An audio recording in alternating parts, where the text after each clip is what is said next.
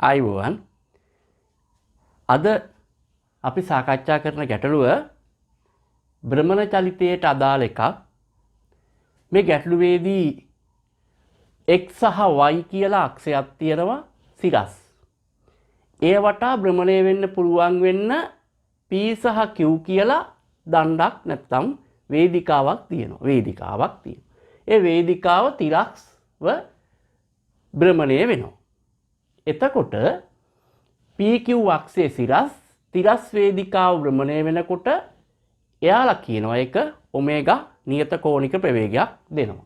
ඔමේගා නියත කෝණික ප්‍රවේගයෙන් මේ අක්ෂය වටා මේ වේදිකාව PQ භ්‍රමණය සිදු වෙනවා.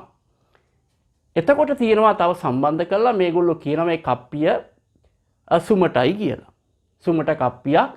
එහෙමනම් අපි දන්නවා සුමට කප්පියක් හරහා තන්තුවක් යෙදුව විට හි ආතතිය සමාන වෙනවා දෙපස සුමට කප්පිය. ඒකට සම්බන්ධ කරලා තියෙනවා A සහ B කියලා ස්කන්ධ දෙකක්. මේ PQ වේදිකාව රළුයි. එහෙනම් ඝර්ෂණයක් තියෙනවා.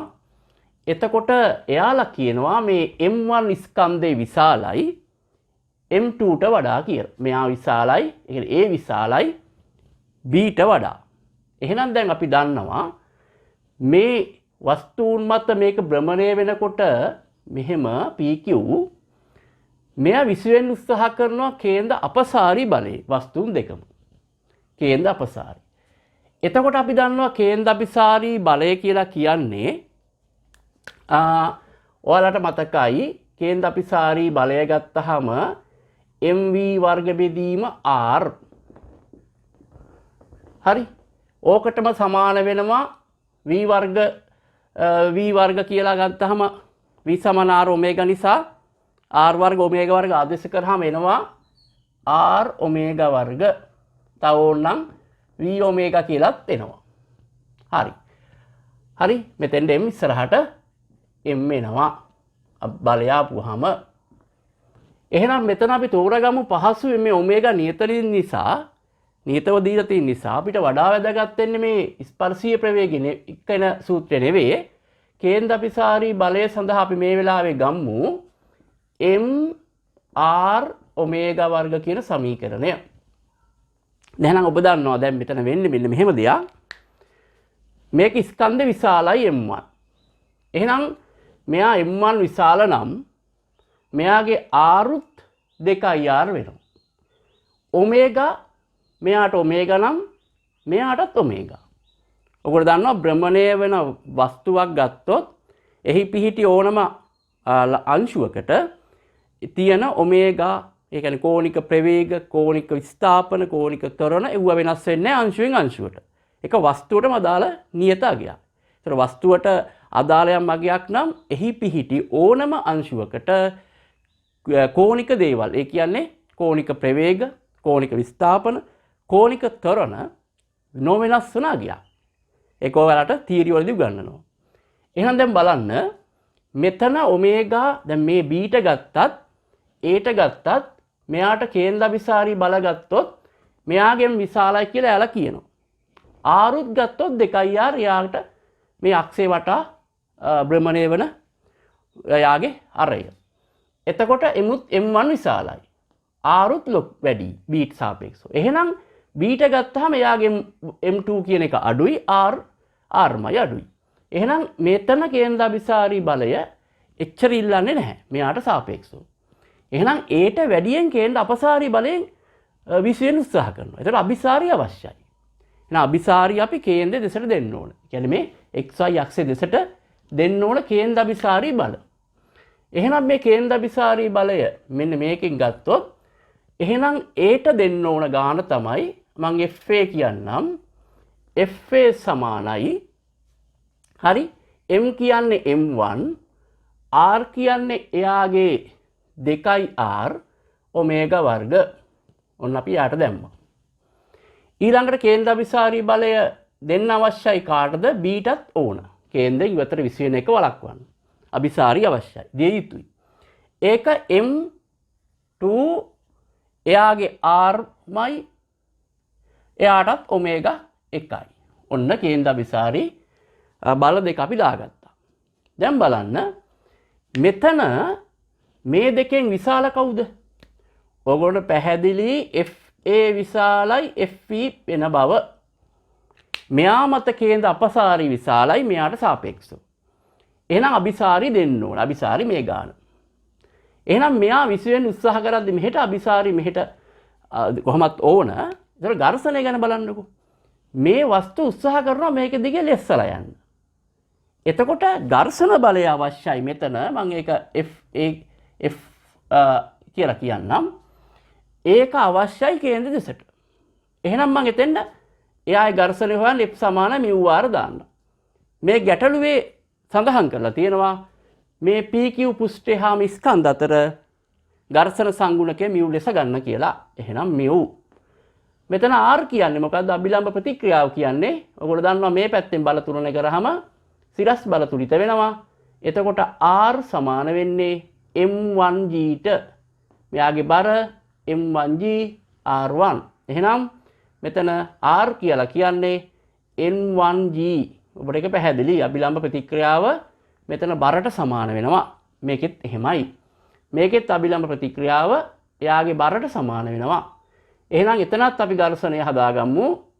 හරි? මෙතනත් අපි ඝර්ෂණය හදාගන්න පුළුවන්. එහෙනම් දැන් අපි ඉස්සෙල්ලා ඒ වස්තුව ගැන බලමු. එතකොට ඒ වස්තුව දිහා බලපුවාම අපිට පේනවා. හරි? මෙතන මම මේ ටික ඉවත් කරගන්නම්. ඔබට පේනවා මෙතන ඒ ඝර්ෂණය අපිට උදව් කරනවා. කේන්ද්‍ර අபிසාරී බලය දෙන්න. ඊට අමතරව තන්තු ආතතිය අපිට උදව් කරනවා. එහෙනම් මේ T සහ තන්තු ආතතිය සහ මෙතන ඝර්ෂණ බලය F1 කියලා ගත්තේ මං ඝර්ෂණය. මේ ඝර්ෂණය කියලා කියන්නේ mu m1g මේ දෙකේ එකතුව ඒ දෙන්නම ඉන්නේ කේන්ද්‍ර දෙසට තන්තු ආතතියත් ඝර්ෂණයත් මෙහිදී අපිට කේන්ද්‍ර අபிසාරී බලය දෙන්න උදව් වෙනවා. එහෙනම් ඒ සඳහා අවශ්‍ය කේන්ද්‍ර අபிසාරී බලය වෙන්නේ FA. එහෙනම් එතන එනවා m1 2r ඔමේගා වර්ග. ඔන්න අපිට එයාට සම්බන්ධයක් ගොඩනගන්න පුළුවන්. දැන් ඔබ බලන්න ඊළඟට B ට. දැන් මෙන්න මෙහෙම ප්‍රශ්නයක් ඇති වෙනවා. මොකද්ද? A මෙහෙට විසි වෙන්න උත්සාහ කරනකොට තමයි ඝර්ෂණ ඊට විරුද්ධ වුනේ. මෙහෙට ඇදෙනකොට මේ තන්තු මෙහෙට ඇදෙනකොට මේ පැත්තෙන් B මෙහෙට ඇදෙන්නේ. කේන්ද්‍ර දෙසට තන්තුව. ඒක තන්තුවේ ආතතිය මෙයා උත්සාහ කරන්නේ කොහාටද? මෙහෙට යනයි. මෙයා උත්සාහ කරන්නේ A ඉවතට විසි වෙන්න. මේක ඉවතට විසි වෙන්න උත්සාහ කරනකොට B දෙසට යන්න මේ තන්තුව මෙහෙම ඇදෙනකොට මේක මෙහෙම ඇදෙනවා. කප්පිය තමයි දිශාව වෙනස කරන්නේ. මෙයා කප්පිය දෙසට ඇදෙනවා. එතකොට එතන ඝර්ෂණය යන්න බලන්න. දැන් ඊට විරුද්ධවනේ ඝර්ෂණය ක්‍රියාත්මක වෙන්නේ. මම F2 කියලා දාන්නම් ඒක. එහෙනම් ඔයගොල්ලෝ තේරෙනවා F2 කියන ඝර්ෂණ බලය දැන් තියෙන්නේ අපිට උදව් කරන පැත්තට නෙවෙයි. කේන්ද්‍රයෙන් ඉවතට මේ. මොකද මේක ලෙස්සන්නේ මේ පැත්තට. කප්පිය දෙසට. මේක මෙහෙට ඇදෙනකොට. එහෙනම් ඝර්ෂණය F2 කියන්නේ ඒකෙත් μ එතකොට m2g. මෙතන R කියන්නේ සිරස් බල තුලිත කරාම R සමාන වෙනවා m2g ට. ඒ කියන්නේ බරට. සිරස් බල තුලිත කරා. එහෙනම් F සමාන μr R කියන්නේ මෙතන m2g. හරිනේ? මෙයාගේ බර. මෙන්න එතන ඝර්ෂණය අපි හදාගන්න. දැන් එහෙනම් අපිට එතන ප්‍රකාශයක් ගන්න පුළුවන්. ඒ ටික මම අයින් කරන්නම්. හරි? මෙයාට දැන් බලන්න කේන්ද්‍ර අபிසාරී බලය සපයන්න තන්තුව ඒ පැත්තට තමයි කේන්ද්‍ර අபிසාරී තියෙන්න ඕනේ. ඒ පැත්ත ධන. එතකොට මෙයා ඝර්ෂණය තියෙන්නේ ඊට ඉවතට නිසා ඍණ දානවා. එයා කේන්ද්‍ර දෙසට නෙවෙයි F2. එහෙනම් mu m2g මේ දෙන්නගේ සම්ප්‍රයුක්තය තමයි අපිට අවශ්‍ය කේන්ද්‍ර අபிසාරී බලය සපයන්නේ. එතකොට එයාට අවශ්‍ය කේන්ද්‍ර අபிසාරී බලය m2 එයාගේ r ඔමේගා වර්ග. මෙන්න බලන්න එයාට සඳහා ප්‍රකාශයක් අපි ගොඩ නැගුවා. දැන් ඔබට පැහැදිලි මෙතන මේ දෙක විසඳීමෙන් අපිට මේ ගත හැකි එලා කියන්නේ මේ AB විසි නොවි. කියන්නේ AB චලිතය සිදු නොවි ඔමේගාට ගත හැකි උපරිම අවමාගය. මොකද අපි දන්නවා මේක භ්‍රමණය කරනකොට මෙහෙම භ්‍රමණය වෙනකොට මේක උත්සාහ කරනවා ඉවසට විසි වෙන්න. ඒක ඒ පවත්වා ගන්න තියෙන අගය තමයි අපෙන් ඉල්ලන්නේ. හරි. එහෙමනම් මෙතන අපි මේකෙන් දැන් කරන්න තියෙන්නේ අපිට ඔමේගා ගන්න නිසා මේකේ tt උත්ත කරලා දෙක සමාන කරා නම් තන්තු ආතතිය අයින් කරගෙන අපිට ඔමේගාට ප්‍රකාශයක් ගන්න පුළුවන්. එහෙනම් මම මෙයාගේ t උත්ත කරනවා. මෙයාගේ t උත්ත කරාම අපිට එනවා m1 2r ඔමේගා වර්ග ඍණ mu m1g සමාන කරනවා මෙයාගේ t උත්ත කරලා. මෙයාගේ t උත්ත කරාම මේ පැත්තට ගිහින් මේක ධන වෙනවා m2r ඔමේගා වර්ග ධන mu m2g ඔන්න ඔහම එනවා. හරි. දැන් අපිට මේක ඕනනම් අයින් කරගන්නත් පුළුවන්. අපි ඒකේ දත්ත ටික ගත්තා. හරි ගැටළු විසඳා ගන්න අපිට මෙතන දැන් පුළුවන්. එහෙනම් දැන් අපි දන්නවා මෙතන මේ දෙක විසඳා ගන්න පුළුවන්. මේ දෙක විසඳද්දී අපිට ඔමේගා මේ පැත්තට ගම්මු. මේක මෙහෙ ගමු ඍණ වෙනවා. එම නිසා මම දානවා m1 2r ඔමේගා වර්ග ඍණ m2r ඔමේගා වර්ග සමානයි මෙයා එහාට ගියාම ධන වෙනවා. එතකොට mu m1g ධන mu m2g වෙනවා. මම මොකද්ද මේ කරේ? පළවෙනි සහ දෙවෙනි වස්තුන් දෙකට කේන්ද්‍ර අභිසාරී බල සම්බන්ධ ප්‍රකාශ දෙකක් ගොඩනගනවා. ඒ දෙකෙන් t උත්ත කරනවා. මෙයාගේ t උත්ත කරලා මෙන්න උත්ත කරා. මෙයාගේ t උත්ත කරා. මෙන්න දෙක සමාන කරා. මෙතන තන්තු ආතතිය සමාන වෙන්නේ කප්පිය සුමට නිසා හොඳමත් තියාගන්න. මෙතන කප්පිය රළු එකක් වුණා නම් මේ දෙපැත්තේ ආතතිය අසමාන වෙනවා. එතකොට අපිට සමාන කරන්න මෙතන බැරි වෙනවා. ඒගොල්ලෝ පැහැදිලිව කියනවා මෙහි භාවිතා වන කප්පිය සුමටයි කියලා. තලය තමයි PQ රළු වෙන්නේ. දැන් අපෙන් අහන්නේ ඔමේගාගේ අගය කීයද? මේක විසි නොවි පවත්වා ගන්න. රේඛී චරිතය පවත්වා ගන්න. එහෙනම් මෙතන පොදු සාධක විදිහට අපිට ගන්න පුළුවන් කෙලින්ම r ඔමේගා වර්ග. එහෙනම් මම ගන්නවා r ඔමේගා වර්ග. එතකොට බලන්න මෙතන ඉතුරු වෙනවා දෙකක්. එහෙනම් දෙකක් m1 ඉතුරු වෙනවා. ඍණ මෙතන m2 ඉතුරු වෙනවා. සමානයි මේ පැත්තේ ගන්න පුළුවන් පොදු සාධක mu g ම එළියට. එහෙනම් m1 ධන m2 බවට පත් වෙනවා. දැන් අපෙන් අහන්නේ ඔමේගා. මෙයා එහෙනම් උත්තර කරන්න. එතකොට අපිට පේනවා එම නිසා ඔමේගා වර්ග සමානයි. හරි මේක එහාට යනවා mu g m1 m2 එකතු කරන එක බෙදනවා මෙතන හරි r දෙකක් m1 ඍණ m2 මෙන්න. දැන් අහන්නේ මොකද්ද? අහන්නේ ඔමේගා. එහෙනම් මේ සෙට් එකට මූල එනවා. එම නිසා හරි මෙතන මම දාන්නම්. එම නිසා ඔමේගා සමානයි mu g n1 ධන m2 බෙදීම r දෙකක් m1 ඍණ m2 සමස්තේ වර්ගමූල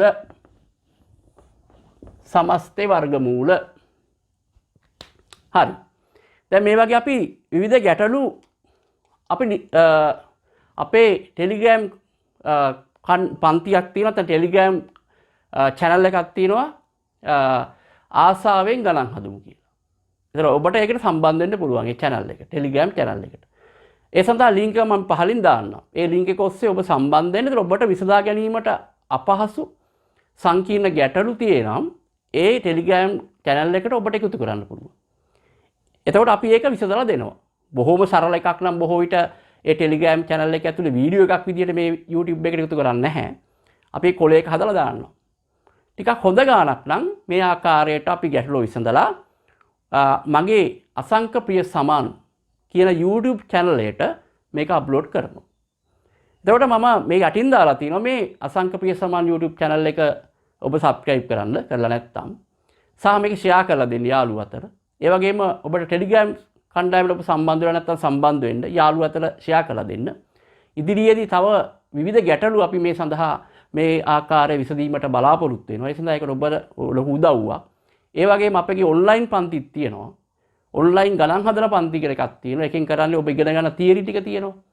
දැන් ඔබ ගුරුවරයෙක්ගෙන් ඉගෙන ගන්නවා. එතකොට ගණන් ගොඩාක් ගුරුවරට හදන්න අවකාශ නැහැ පන්තිය තුල. ඒතර බැරි ගාණක් ඔබට තියෙනවා නම් ඒක හදා ගන්න ඕන. ඒ වගේ සඳහා අපි වෙනම පන්තියක් කරනවා. ඒකේ තියරි ලොකුවට කරන්නේ නැහැ, මතක් කරනවා. ගණන් තමයි වැඩිපුර හදන්නේ. ගණන් හදලා පන්ති කියන්නේ ඒක. එහෙම එක්කුත් අපේ තියෙන ඔන්ලයින්. එතකොට ඔබ ඒ සඳහා විමසන්න පුළුවන්. මම ඒ සඳහා WhatsApp නම්බර් එකකුත් දාන්නම්. ඒ WhatsApp අංකයෙන් විමසන්න. ඔබට පන්තියට සම්බන්ධ වෙන්න ඕන නම් අපේ තියරි පන්ති තියෙනවා. ඔය ගණන් හදන පන්ති තියෙනවා. රිවිෂන් පන්තිත් තියෙනවා. ප්‍රශ්න පත්‍ර පේපර් කාසුත් තියෙනවා. ෆිසිකල් පන්ති මහනුවරදී තමයි අපි පවත්වන්නේ. එතකොට ඔන්ලයින් පන්ති ඕනෙකට සම්බන්ධ වෙන්න පුළුවන්. ඒකෙන් පුළුවන් ඔබට බැරි ඒ වගේම අපි සරල ගැටලු සිට උපරිම ගැටලු දක්වා සංකීර්ණ ගැටලු දක්වා මේවා තුල සාකච්ඡා කරනවා.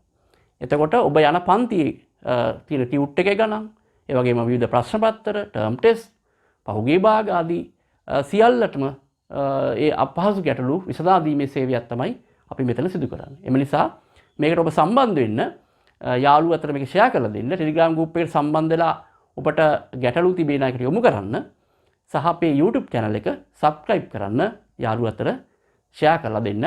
තවත් ගැටලුවකින් එහෙනම් අපි හමු වෙමු. බොහොම ස්තුතියි. අයබෝවන්.